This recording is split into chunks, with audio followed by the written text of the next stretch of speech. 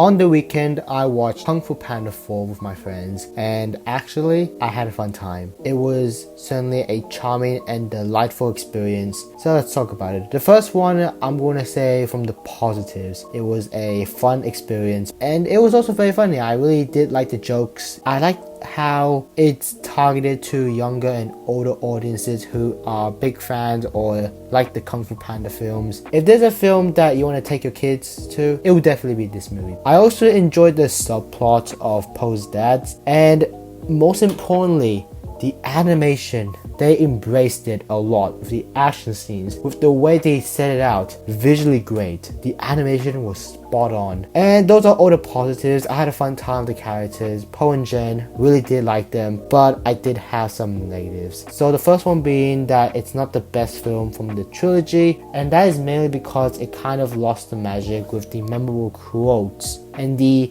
impactful emotions. It was a fun time, but definitely did not have the same lightheart and level that the first three films had. Character-wise, I think the villain Chameleon was an okay villain. She was alright, but the motives she had, her sort of backstory was just very basic. And now that we're talking about villains, Tai Lung in this film, I kind of wish we saw more of him. Like, don't get me wrong, the very first time we see him was pretty sick, and his action scene there was also pretty sick. But the character himself just felt very off. It felt like it was out of character, especially how they, at the end of the film tried to give him the sort of resolution. It just didn't sound like Tai Lung. And I don't understand where the character change or the character starts to have this different mindset. And when you also have the OG characters like the Furious 5, they only appeared at the very end of the film, but not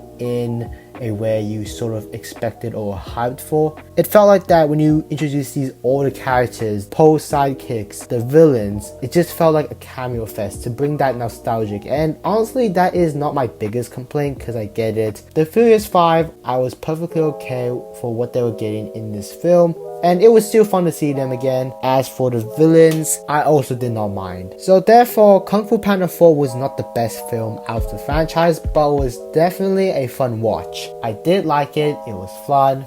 Sure, it wasn't perfect, but I think enjoyment is the first priority you should be focusing on while watching Kung Fu Panda 4. So out of 5 stars, I'll give this for a fun ride 3 out of 5 stars.